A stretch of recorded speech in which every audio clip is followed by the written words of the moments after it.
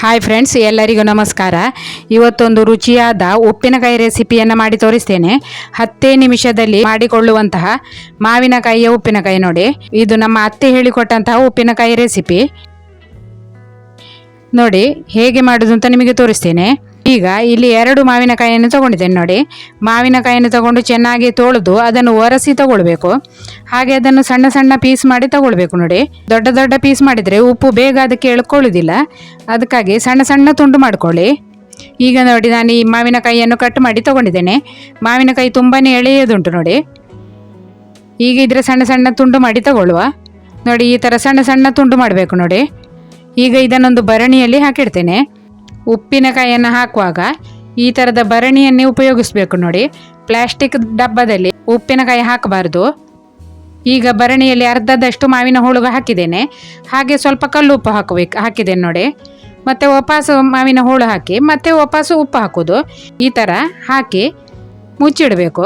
ಒಂದಿನ ಆದಮೇಲೆ ಇದಕ್ಕೆ ಚೆನ್ನಾಗಿ ಉಪ್ಪು ಹೀರಿಕೊಂಡಿರ್ತದೆ. ಇದರ ಉಪ್ಪಿನಕಾಯಿಯನ್ನು ನಾನು ಒಂದು ದಿನ ಆದಮೇಲೆ ಮಾಡ್ತೇನೆ ನೋಡಿ. ಈಗ 10 ನಿಮಿಷದಲ್ಲಿ ಮಾಡುವ ಉಪ್ಪಿನಕಾಯಿ ಮಾಡುವಾಗ ನೋಡಿ, ಉಪ್ಪಿನಕಾಯಿ ಹೋಳುಗಳಿಗೆ ಸಣ್ಣ ಉಪ್ಪನ್ನು ಹಾಕ್ಕೊಳ್ಬೇಕು. ಮತ್ತು ಚೆನ್ನಾಗಿ ಮಿಕ್ಸ್ ಮಾಡಿ 5 ನಿಮಿಷ ಇಡಬೇಕು ನೋಡಿ. ಈ ಸಣ್ಣ ಉಪ್ಪು ಹಾಕೋದು ಯಾಕಂದರೆ ಮಾವಿನ ಹೋಳುಗಳಿಗೆ ಬೇಗ ಉಪ್ಪು ತಾಗ್ತದೆ ನೋಡಿ. ಈಗ ಇದನ್ನು ಚೆನ್ನಾಗಿ ಮಿಕ್ಸ್ ಮಾಡಿ 5 ನಿಮಿಷ ಹಾಗೆ ಬಿಡಬೇಕು. ವಿಡಿಯೋ ಇಷ್ಟ ಆದರೆ ಒಂದು ಲೈಕ್ ಮಾಡಿ.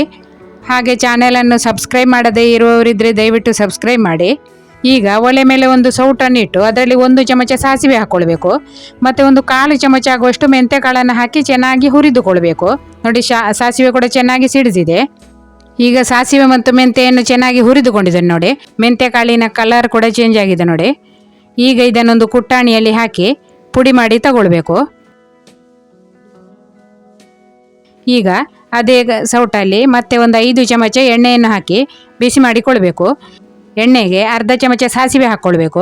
ಸಾಸಿವೆ ಚೆನ್ನಾಗಿ ಸಿಡಿದ ಮೇಲೆ ಗ್ಯಾಸ್ ಆಫ್ ಮಾಡಬೇಕು. ಆಮೇಲೆ 1 ಚಮಚ ಆಗುವಷ್ಟು ಹಿಂಗು ಪೌಡರ್ ಹಾಕಬೇಕು ನೋಡಿ. ಈಗ ಈ ಎಣ್ಣೆಯನ್ನು ತಣಿಲಿಕ್ಕೆ ಬಿಡಬೇಕು. ಆಮೇಲೆ ಇದನ್ನು ಉಪ್ಪಿನಕಾಯಿಗೆ ಹಾಕೋದು. ಈಗ ಮೆಂತ್ಯ ಮತ್ತು ಸಾಸಿವೆಯನ್ನು ಪುಡಿ ಮಾಡಿ ತಗೊಳ್ಬೇಕು ನೋಡಿ. ಈ ಥರ ನಯವಾಗಿ ಪುಡಿ ಮಾಡಬೇಕು. ಈಗ ಎಣ್ಣೆ ಕೂಡ ನೋಡಿ ಚೆನ್ನಾಗಿ ತಣಿದಿದೆ. ಈಗ ಪುಡಿ ಮಾಡಿದಂತಹ ಸಾಸಿವೆ ಪುಡಿಯನ್ನು ಈ ಎಣ್ಣೆಯಲ್ಲಿ ಹಾಕ್ಕೊಳ್ಬೇಕು ನೋಡಿ. ಈಗ ಇದಕ್ಕೆ ಒಂದು 2.5 ಚಮಚ ಆಗುವಷ್ಟು ಮೆಣಸಿನ ಹುಡಿಯನ್ನು ಕೂಡ ಹಾಕ್ಕೊಳ್ತಾ ಇದ್ದೇನೆ. ಮೆಣಸಿನ ಹುಡಿಯನ್ನು ಹಾಕಿ ಚೆನ್ನಾಗಿ ಮಿಕ್ಸ್ ಮಾಡಬೇಕು. ಮೆಣಸಿನ ಹುಡಿ ಸ್ವಲ್ಪ ಜಾಸ್ತಿ ಅಥವಾ ಸ್ವಲ್ಪ ಕಡಿಮೆ ಹಾಕಿದರೂ ತೊಂದರೆ ಇಲ್ಲ ನೋಡಿ. ಮಾವಿನ ಮೀಡಿಯ ಉಪ್ಪಿನಕಾಯಿ ಮಾಡುವಾಗ ಈ ಮಸಾಲೆ ಏನು ಹಾಕೋದಿಲ್ಲ ನೋಡಿ, ಅದಕ್ಕೆ ಮಸಾಲೆ ಬೇರೆನೇ ಇರ್ತದೆ.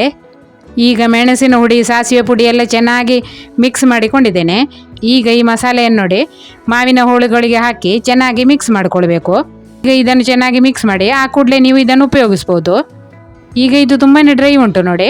ನಾಳೆಗೆ ಈ ಮಾವಿನ ಹೋಳುಗಳೆಲ್ಲ ಉಪ್ಪನ್ನು ಹೀರಿ ನೀರು ಬಿಟ್ಟುಕೊಂಡಿರ್ತದೆ. ಆವಾಗ ಇದು ಮಸಾಲೆ ಕಡೆ ಸ್ವಲ್ಪ ತೆಳ್ಳಗಾಗ್ತದೆ ನೋಡಿ. ಮರುದಿನ ಬೆಳಿಗ್ಗೆ ಉಪ್ಪಿನಕಾಯಿ ಹೇಗೆ ಆಗಿತ್ತು ಅಂತೇಳಿ ನೋಡಿ. ಈಗ ಉಪ್ಪಿನಕಾಯಿ ಹಾಕಿ 1 ದಿನ ಆಗಿದೆ ನೋಡಿ. ಮರುದಿವಸ ನೋಡಿ ಇದು ಉಪ್ಪಿನಕಾಯಿ ಎಷ್ಟು ತೆಳ್ಳಗಾಗಿದೆ ನೋಡಿ. ಮಾವಿನ ಹೋಳೆಲ್ಲ ಉಪ್ಪನ್ನು ಹೀರಿ ನೀರು ಬಿಟ್ಟುಕೊಂಡಿದೆ. ಆವಾಗ ಇದು ಉಪ್ಪಿನಕಾಯಿ ಕಡೆ ಸ್ವಲ್ಪ ತೆಳ್ಳಗಾಗ್ತದೆ ನೋಡಿ. ನೋಡಿ ತುಂಬಾ ಚೆನ್ನಾಗಿ ಆಗಿದೆ. ಈ ಉಪ್ಪಿನಕಾಯಿ 1 ತಿಂಗಳವರೆಗೆ ಹಾಳಾಗುವುದಿಲ್ಲ ನೋಡಿ. ತುಂಬಾ ಚೆನ್ನಾಗಿರ್ತದೆ. ನೀವು ಒಂದು ಸಾರಿ ಈ ವಿಧಾನದಲ್ಲಿ ಉಪ್ಪಿನಕಾಯಿ ಮಾಡಿ ನೋಡಿ. ಈಗ ಮಾವಿನಕಾಯಿಯ ಸೀಸನ್ ಇದೆ ನೋಡಿ. ಈ ವಿಧಾನದಲ್ಲಿ ಒಂದು ಸಾರಿ ಉಪ್ಪಿನಕಾಯಿ ಮಾಡಿ ನೋಡಿ, ತುಂಬಾ ಚೆನ್ನಾಗಿ ಆಗ್ತದೆ. ಹಾಗೆ ವಿಡಿಯೋ ಇಷ್ಟ ಆದರೆ ಒಂದು ಲೈಕ್ ಮಾಡಿ. ಚಾನೆಲಿಗೆ ಹೊಸಬರಾಗಿದ್ದರೆ ಚಾನೆಲನ್ನು ಸಬ್ಸ್ಕ್ರೈಬ್ ಮಾಡಿಕೊಳ್ಳಿ. ವಿಡಿಯೋ ನೋಡುವ ಎಲ್ಲರಿಗೂ ಧನ್ಯವಾದಗಳು.